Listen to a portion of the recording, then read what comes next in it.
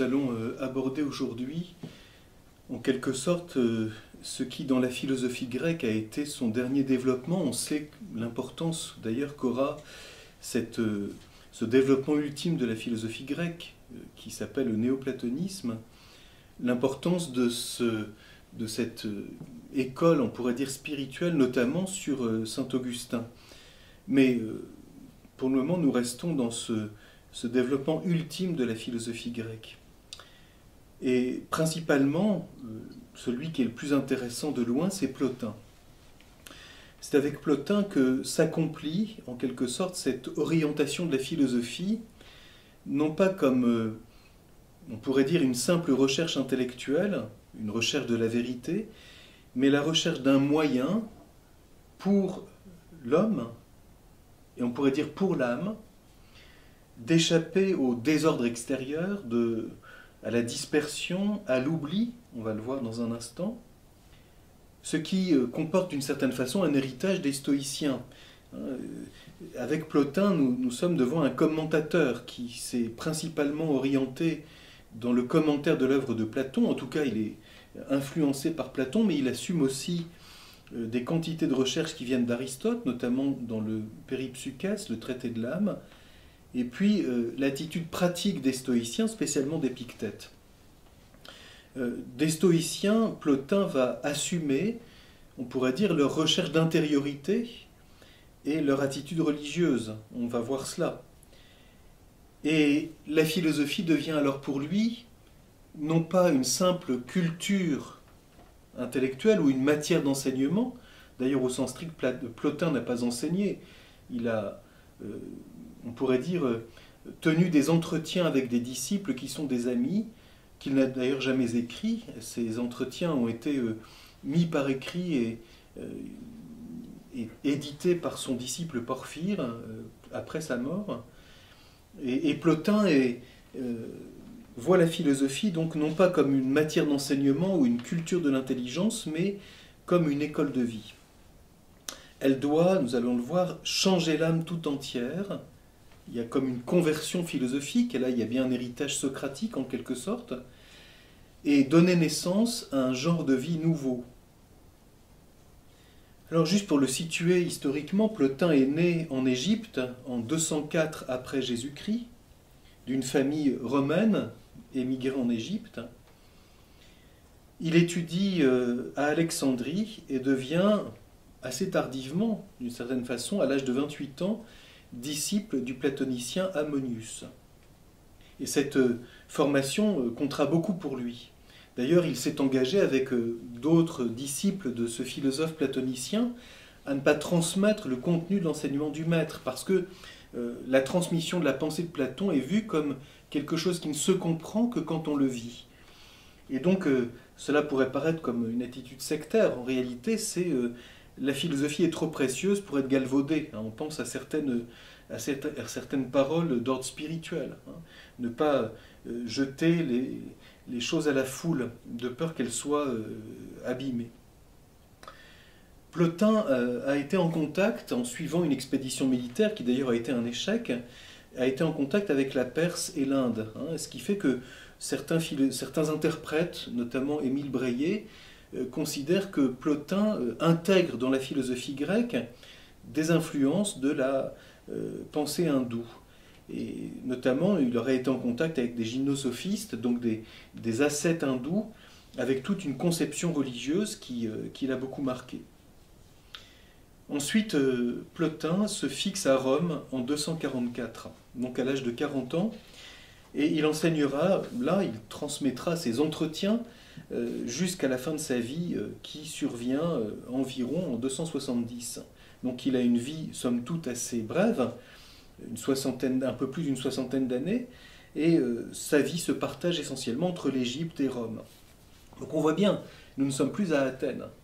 C'est Alexandrie qui est devenue la capitale intellectuelle, et on sait que Plotin et certains de ses disciples par la suite ont été en contact avec le christianisme qui déjà se développe à Alexandrie, donc notamment toute l'orientation d'une part de la culture juive résidant à Alexandrie de langue grecque, donc, qui donnera la traduction de la Bible des Septante, mais aussi le christianisme d'Alexandrie avec les premiers pères de l'Église de l'école égyptienne, donc l'école d'Alexandrie. C'est ce qui fait d'ailleurs qu'un de ses disciples écrira un traité contre les chrétiens. C'est évidemment quelque chose qui est tout à fait typique de cette période. On pourrait dire, c'est avec Porphyre en particulier, donc disciple direct de Plotin, qu'il y a un premier contact très très conséquent, pourrait-on dire, pour une part un affrontement entre le christianisme et la pensée grecque. Nous verrons cela dans la suite, je ne vais pas m'y arrêter aujourd'hui. L'œuvre de Plotin consiste en une seule œuvre qui a été donc rédigée, mise en ordre par son disciple Porphyre et publiée en 298. Et le titre de ces entretiens regroupés par Porphyre sont les Énéades.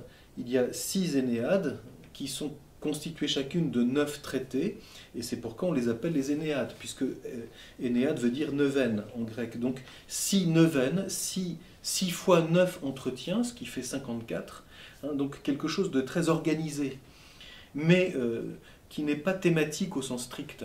On pourrait dire que dans toutes les Énéades, même si elles ont des thèmes un peu différents, l'homme, l'environnement de l'homme dans le monde, les 3 hypostases que sont l'âme, le nous et l'un, le monde sensible, etc. Les entretiens de Plotin font que quand on lit une Énéade, en fait, on aborde toujours tous les thèmes. Donc on est tout à fait dans une perspective et un style différent, notamment d'Aristote, que Plotin commente et cite souvent, notamment dans la première Énéade, et dans la 5e.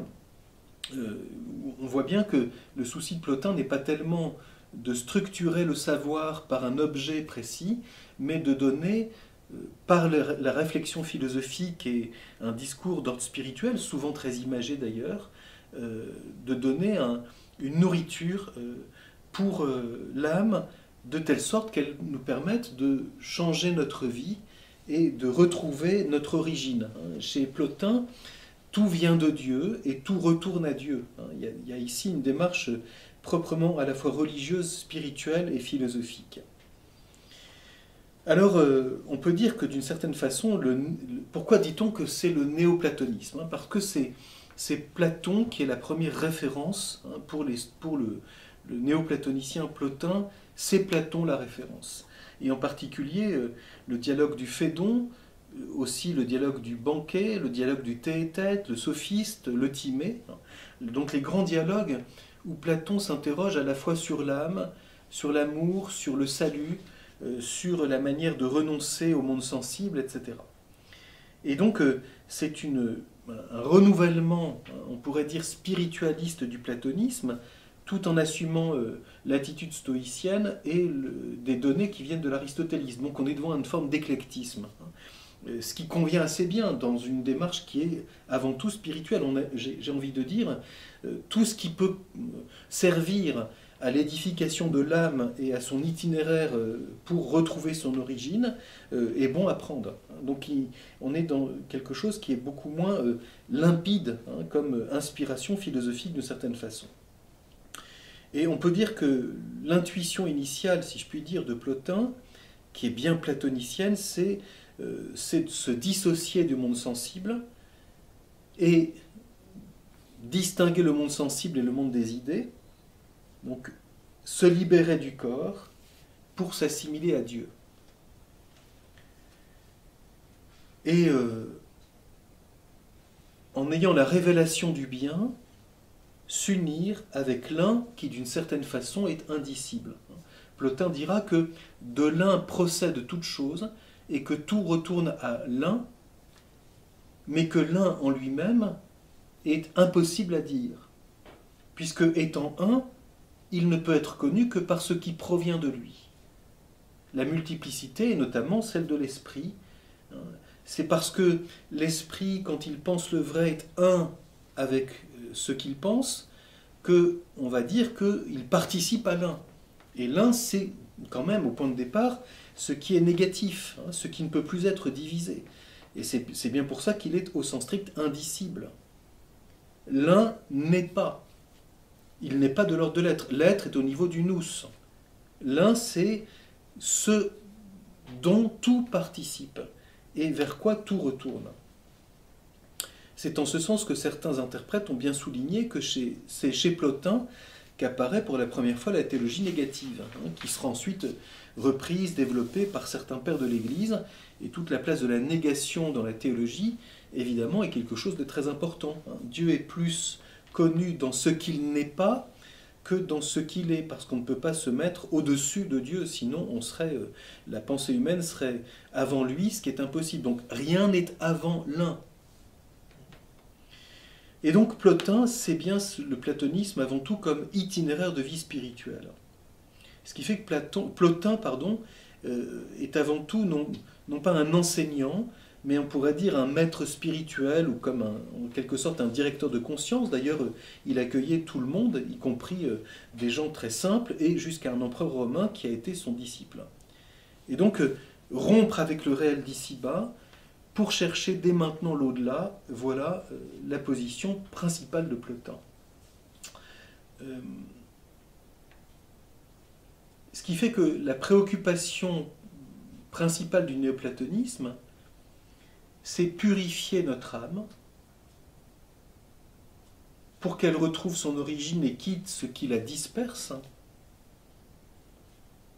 et entreprendre d'une certaine façon une certaine conversion par la philosophie.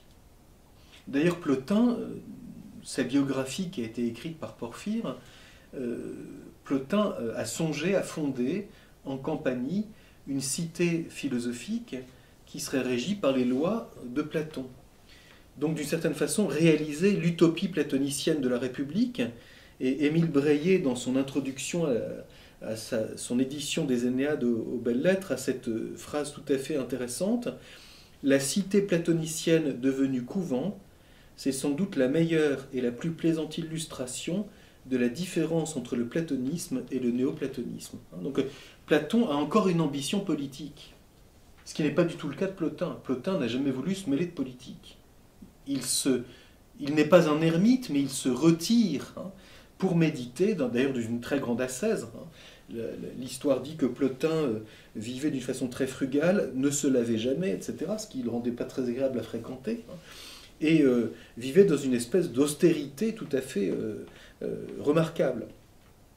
Donc une orientation vers l'intériorité. C'est pour ça que Breillet a cette phrase, la cité platonicienne devenue couvent, au sens d'une communauté qui rappelle quelque chose des pythagoriciens d'ailleurs, une sorte de communauté où on philosophe et on convertit son âme pour retrouver l'intériorité. C'est pour ça que on voit ici une philosophie de temps de crise qui veut avant tout répondre au salut de l'individu. Alors ici, on peut peut-être s'arrêter un instant.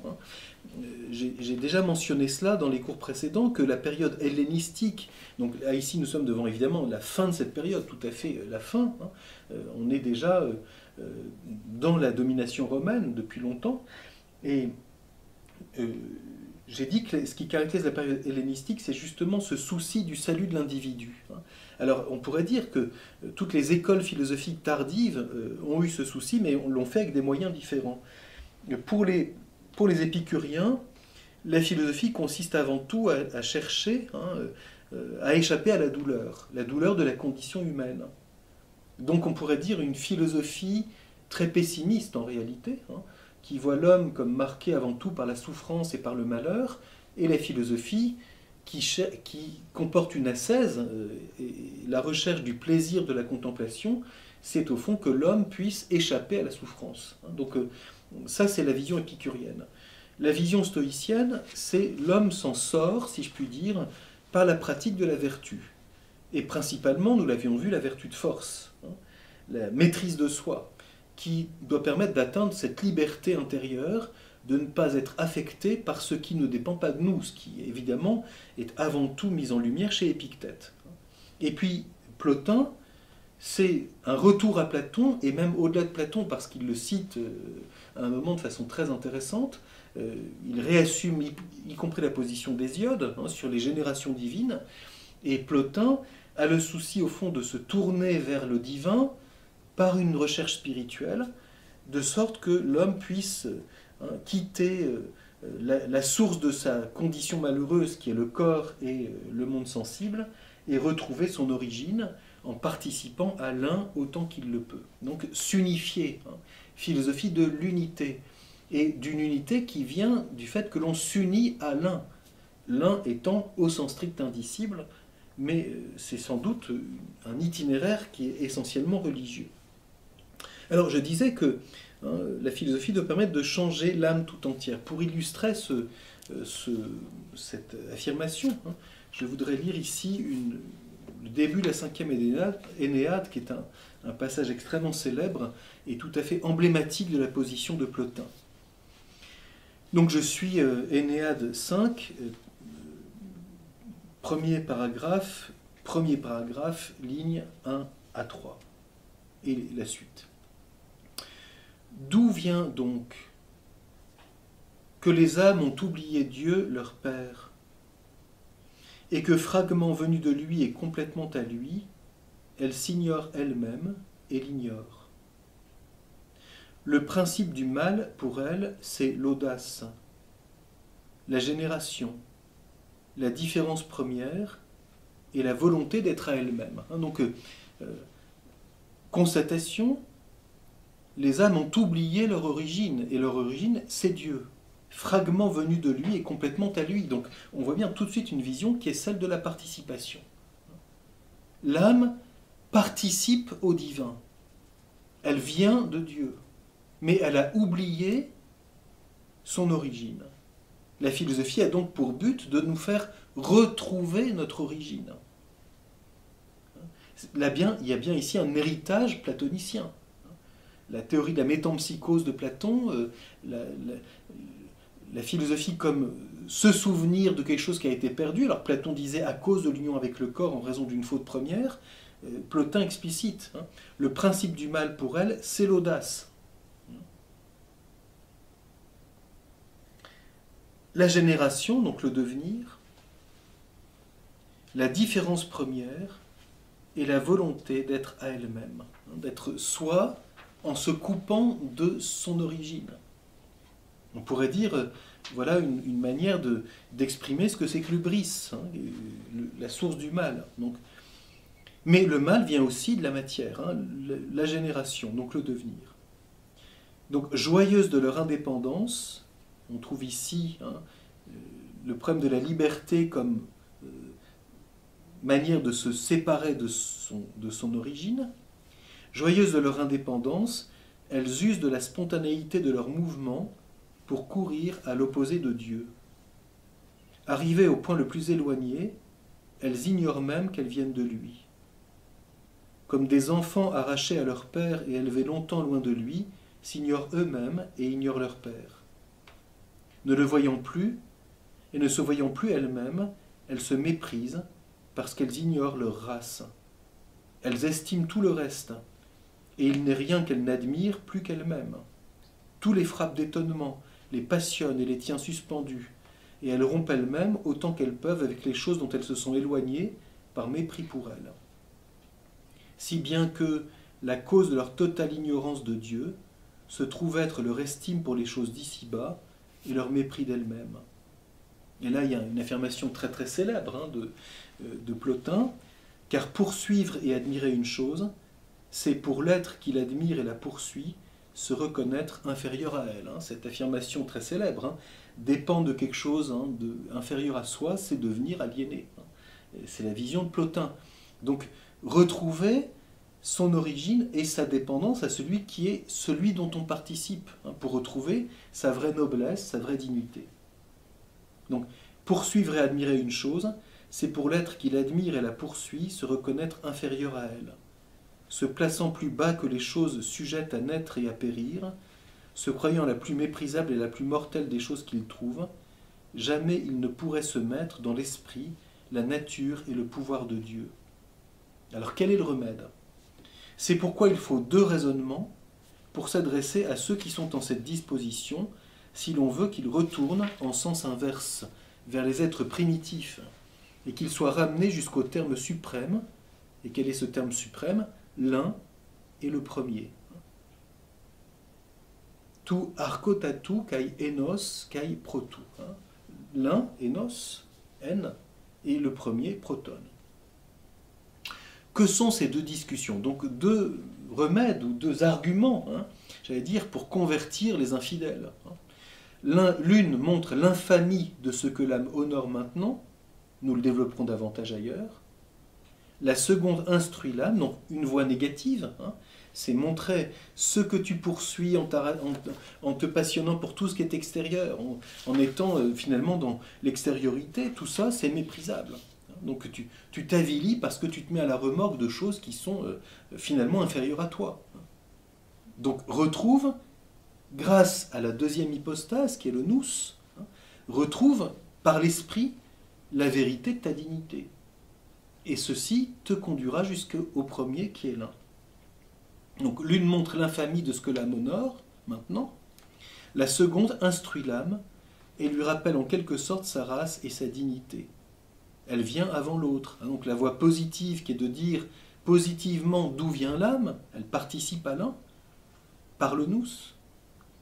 Elle vient avant l'autre et ce sujet, une fois éclairci, illuminera l'autre. C'est lui qu'il faut maintenant traiter, aussi bien il est fort près de l'objet de sa recherche et il lui sera fort utile, car ce qui cherche c'est l'âme, et il lui faut connaître quel être elle est, elle qui cherche, afin qu'elle se connaisse d'abord elle-même, on retrouve l'héritage de Socrate, et qu'elle sache si elle a le pouvoir de faire une telle recherche, si elle a un œil capable de voir, et s'il convient de faire la recherche. Donc tout ça c'est bien quelque chose qu'on trouve chez Platon, notamment dans le premier Alcibiade, car si ce qu'elle cherche lui est étranger, à quoi bon chercher? Donc les hypostases, c'est-à-dire l'âme, l'esprit, le nous et l'un, sont dans l'âme. Et il faut qu'elle ait l'œil. Le rôle de la philosophie, c'est d'éveiller ce regard pour découvrir le nous, l'esprit, et remonter jusqu'à l'un, d'où l'âme procède. Donc si ce qu'elle cherche lui est étranger, à quoi bon chercher? Mais si c'est un objet qui lui est congénère, il est convenable de le chercher et il est possible de le trouver. Voilà typiquement un des très grands textes de Plotin qui commence par cette interrogation. Et Plotin a dit à plusieurs reprises qu'il n'aurait rien pu dire s'il n'avait pas eu les questions qui lui venaient de Porphyre. Donc Porphyre posait une question à Plotin et Plotin répondait. Donc ici la question c'est d'où vient que les âmes ont oublié Dieu leur Père et fragment devenu de lui, elles l'ignorent et l'oublient. Comment ça se fait que les hommes, question qu'on trouve dans toute la philosophie grecque, on la trouve déjà chez Homère, d'où vient le mal? En quoi consiste le mal? Alors chez Plotin, c'est l'oubli de son origine. Et la distraction qui nous vient de la matière, du corps, de l'extériorité, etc., de tout ce qui nous passionne à l'extérieur. Donc, voie d'intériorité, c'est tout à fait caractéristique de Plotin. Alors, pour terminer, bien sûr, ce cours n'a absolument pas la prétention de présenter l'ensemble de l'œuvre de Plotin. C'est plutôt d'en montrer l'esprit et de nous donner, à travers deux grands textes, je vais lire le second maintenant, qui est tiré de tout à fait la fin des Énéades de Plotin, c'est lui donner peut-être le goût de le découvrir et de le lire. Ça se lit assez facilement. On n'est pas dans une démarche d'analyse, mais vraiment une démarche qui utilise d'ailleurs beaucoup d'images. On voit bien, fragments venus de lui, elle l'ignore et l'oublie, etc. Bon, donc, voie d'intériorité, et Plotin est toujours intéressant à lire. Alors, dans le texte que je vais lire maintenant, qui conclut les Énéades, c'est la fin de la 6e Énéade. Je vais en lire au moins quelques extraits. Plotin va montrer le rôle de l'amour. Et ici, on voit, je dirais, la source dans le banquet de Platon. Plotin fait allusion au caractère contemporain d'Aphrodite et d'Éros, ce qu'on trouve dans le banquet de Platon. C'est au cours de la fête donnée pour la naissance d'Aphrodite que Platon nous donne dans le banquet le mythe de la naissance de l'amour Eros. Eros ici, chez Platon, il ne s'agit pas ici de sa signification érotique contemporaine, même si ceci est compris dedans. Mais c'est quelque chose de beaucoup plus profond, c'est-à-dire l'amour comme un élan qui participe au divin et qui nous permet de nous élever au-delà de notre condition. Donc on voit bien, c'est l'amour comme élan, l'amour comme désir. Alors, on retrouve ça chez Plotin. Par nature, l'âme aime Dieu, à qui elle veut s'unir, comme une vierge aime un père honnête d'un amour honnête. Elle arrive à la naissance comme une vierge séduite par une promesse de mariage. Ayant passé à l'amour d'un être mortel, elle est séparée de son père par violence. Donc nous retrouvons ce qu'on a lu il y a quelques instants. Les âmes ont oublié Dieu leur Père et elles se portent vers les biens extérieurs. Donc ici, Plotin nous montre que c'est l'amour qui fait que cette vierge qui vient de Dieu, en réalité, elle est passée à l'amour d'un être mortel, elle s'est séparée de son père par violence. Donc c'est contraire à sa nature. Donc on dirait, peut-être avec des termes plus modernes, qu'il y a bien dans le néoplatonisme un ontologisme. C'est-à-dire, l'âme vient de Dieu, elle est faite pour Dieu, et c'est immédiat. Sa nature, c'est d'aimer Dieu. Et elle l'a oublié parce qu'elle s'est portée par l'amour vers des êtres mortels. Et donc ça, c'est une violence pour elle. C'est un oubli et c'est une violence. Donc, bien entendu, la lecture du néoplatonisme demande, pour bien assumer ce qui est dit ici, la lumière de la participation, demanderait un jugement de sagesse. C'est-à-dire, dans une philosophie réaliste, il s'agit de se situer après la découverte de l'existence de Dieu, et ayant parlé de la question de la création, de se demander quel lien y a-t-il entre l'âme et Dieu, créateur. Donc tout ceci, chez Plotin, n'est pas du tout explicité. On est dans une philosophie religieuse qui voit la philosophie comme cette démarche qui consiste à retrouver le vrai sens de ce que l'on est. Ayant passé à l'amour d'un être mortel, elle est séparée de son père par violence. Mais elle n'a plus que haine pour cette violence. Purifiée des souillures de ce monde et préparée à retourner vers son père, elle est dans la joie. Pour ceux qui ignorent cet état, qu'ils imaginent d'après les amours d'ici-bas ce que doit être la rencontre de l'être le plus aimé. Les objets que nous aimons ici sont mortels et caducs. Nous n'aimons que des fantômes instables, et nous ne les aimons pas réellement. Ils ne sont pas le bien que nous cherchons. Ah, ça c'est très intéressant. On retrouve quelque chose qui vient de Platon, et qui a été précisé notamment dans la pensée d'Aristote. Quel est le rapport entre le bien, l'amour et notre âme, notre capacité d'aimer? Nous n'aimons pas le bien ici-bas. Nous n'aimons que des biens illusoires, apparents, des fantômes apparents, des fantômes instables.